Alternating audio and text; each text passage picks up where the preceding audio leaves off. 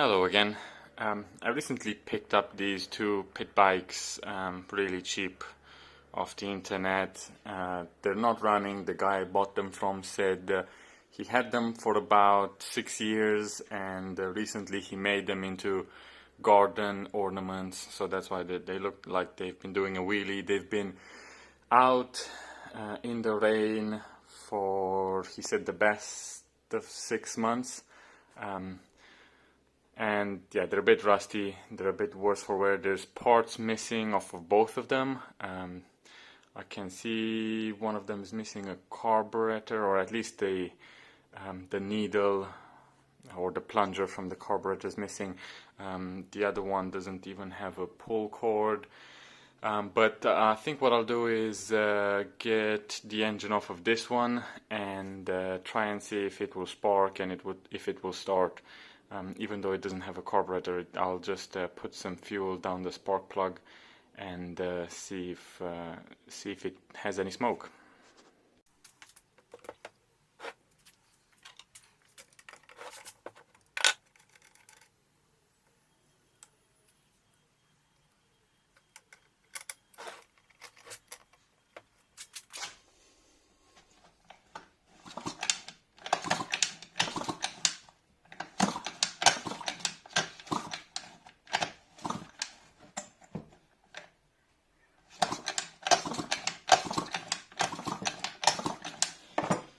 So, first things first, check the spark. There is no spark. What I'll do is remove this post-starter cover and see if we can find out why there's no spark.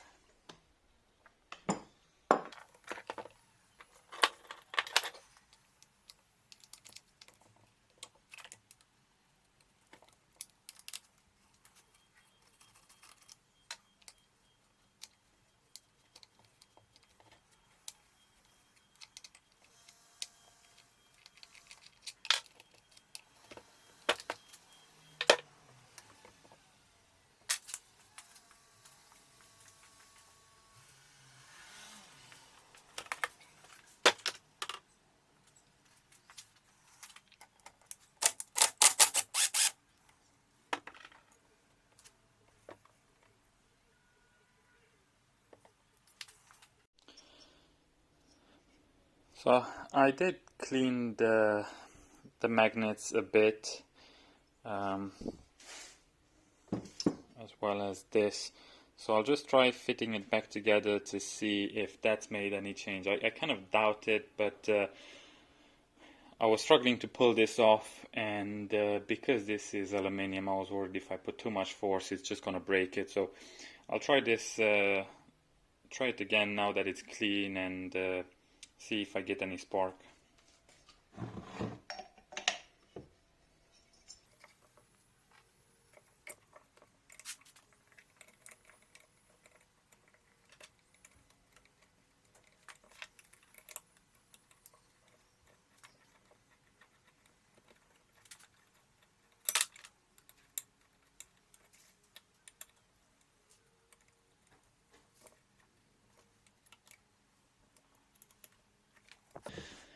I've also removed this cable from here. I believe this is just a kill switch. We won't be starting it just yet, so I don't really need it.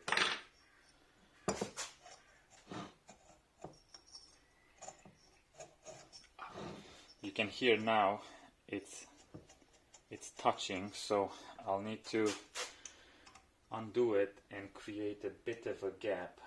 I don't have a feeler gauge, or I can't fit a feeler gauge in there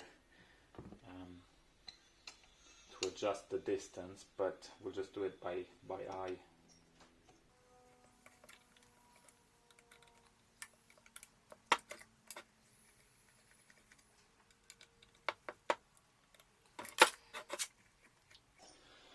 Also, there's no easy way, unless maybe if I put this back we can spin it over with the drill.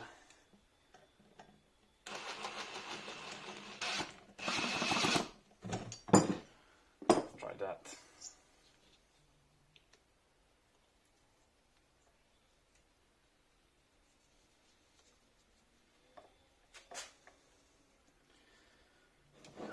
don't get an electric shock.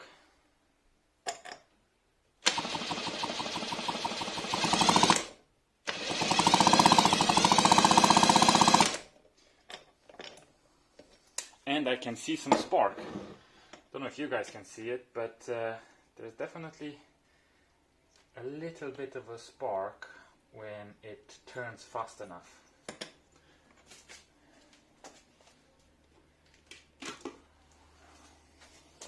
Let's see, can you see it?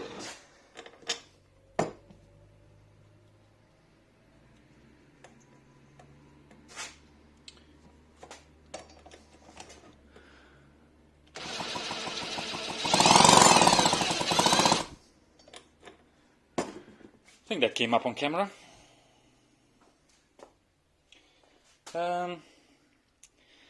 Wonder if you put some fuel inside it, will it make any noise? So I'll try and find a bit of fuel. I don't have any two-stroke mix, but we won't be running it for long enough. Before we go ahead and try to start it, let's give it a bit of oil.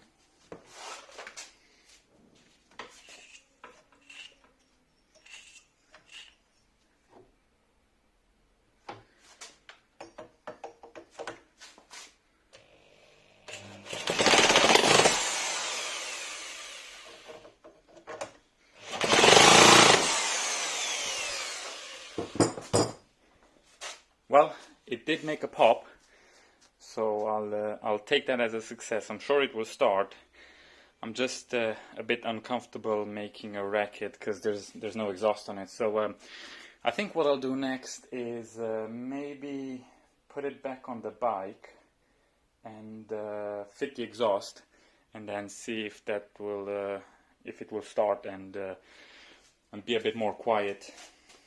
I can't really run it off the carburetor because it doesn't have the plunger there, so I'll probably have to buy another carburetor once I can confirm that it runs okay. Carburetors for this are not too expensive. I think they're like £15 here in the UK.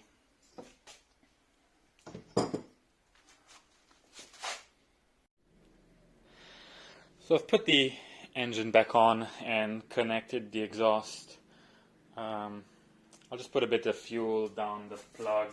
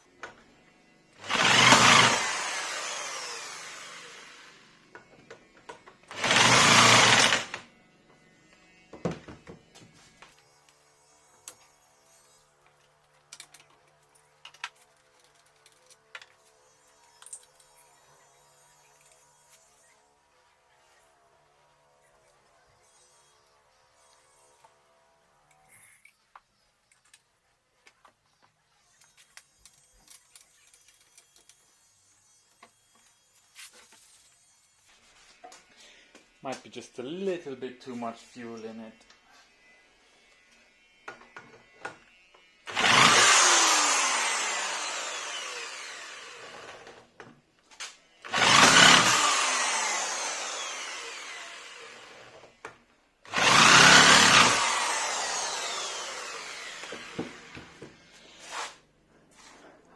I heard a few pops, so I know it can start, but because I don't have the plunger in the carburetor, it's pretty much all the air can go in. I think that's why it's not really running well. I don't actually have any bits to fix that carburetor, so I'll probably have to order one. But at least I know the engine can start, because we've had a few sparks and a few pops.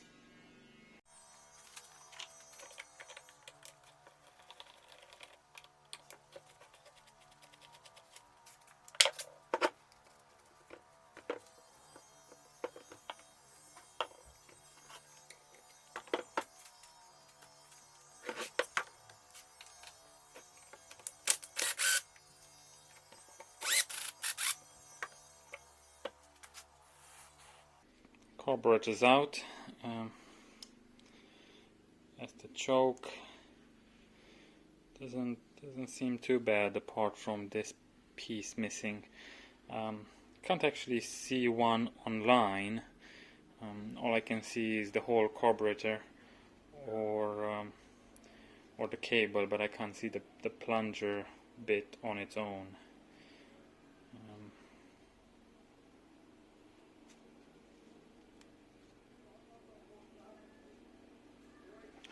Let's see what's inside it.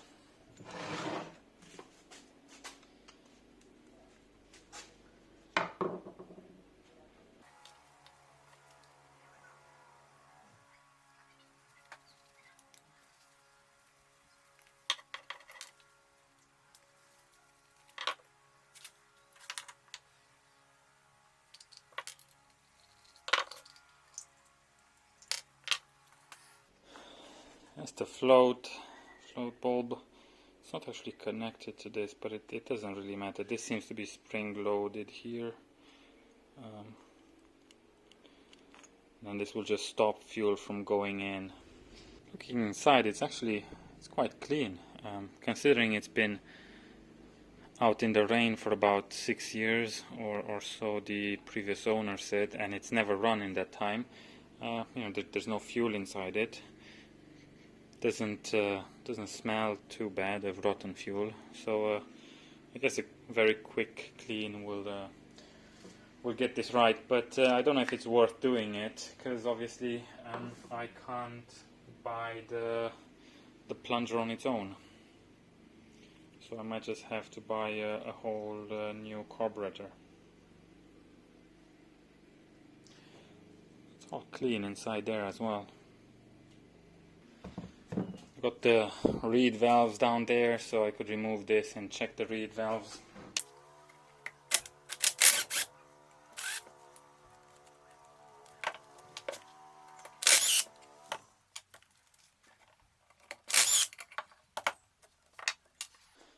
There was a bolt missing as well. Seems like every piece on this engine so far had at least one bolt missing. Wherever there was 4, or wherever there should have been 4, I only found 3.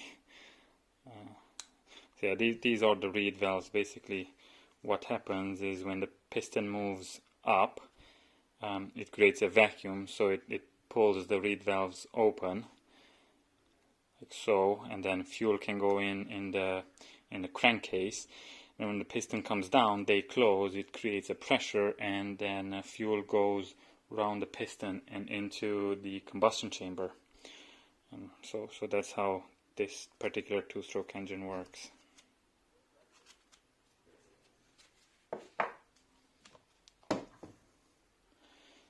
Looking quickly inside there,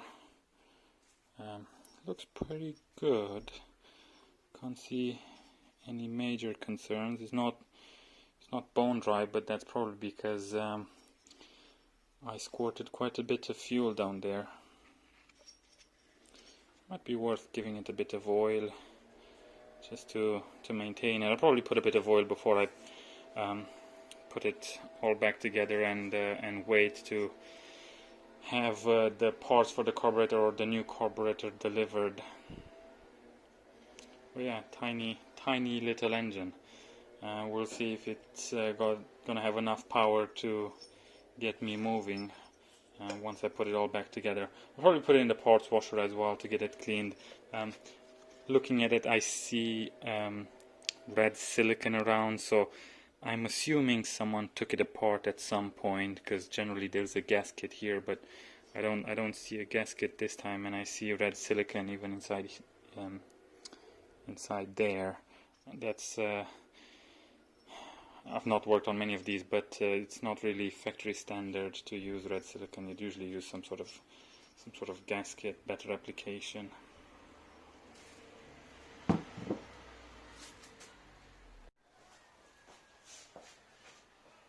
I couldn't progress with the build of these engines because I was waiting on the carburetor, which has now arrived, so I will be trying to start one of the engines. But while I was waiting, I did some work off camera, so I took both engines off the motorbikes. I took the motorbikes apart as well, and I took all the good parts from one engine and put them on just one of them. So this is the engine that has all the parts except the carburetor. I did clean both of them in the parts washer. They both have spark, but this engine is missing the bolt here on this flywheel slash fan, and I didn't want to pull this off because I was worried I wouldn't be able to secure it back. It stays there, but I'm not too convinced it won't fly off. The cylinder, the piston and the liner on this engine seem to be pretty scuffed, so I didn't want to go ahead with rebuilding this engine, whereas this one looks pretty good, so it's definitely worth rebuilding. The carburetors on both of them, they're missing the plunger, but this one's missing a lot of other parts inside it, like the float bulb and some other bits are missing, so there's no point trying to rebuild this one. So what I'll do next is I'll put the new carburetor on this engine, try and give it some fuel and see if it will start.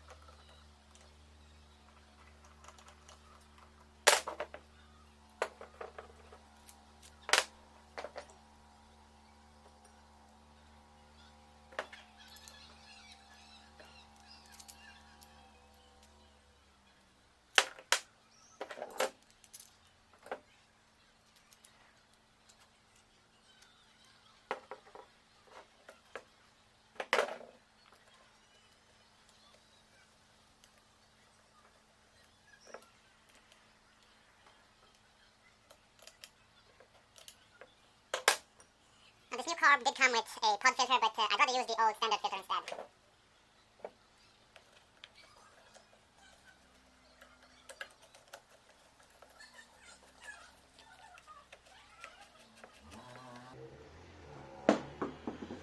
The only thing that's missing now is the cable, so I can actually use the throttle, but I might first fit it on a bike and have the exhaust connected to it as well, so it doesn't make too much of a noise.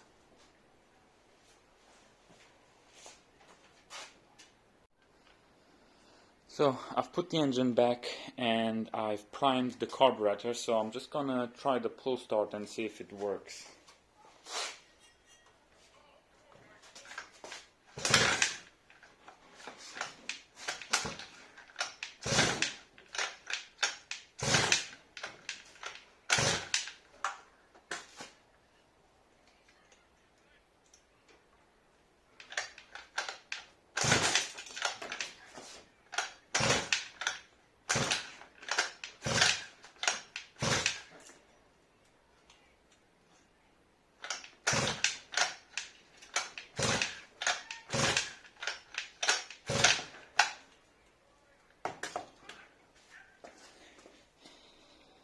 This one I start on the pull cord, so I might just use a drill and see if that does the trick.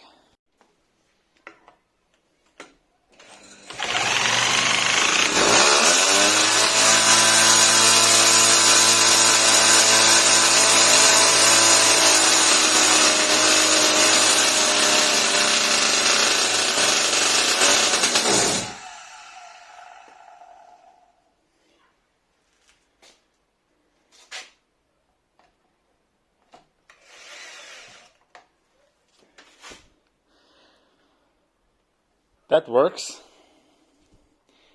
Don't know why it was quite so loud and revving quite so much, but we'll figure it out.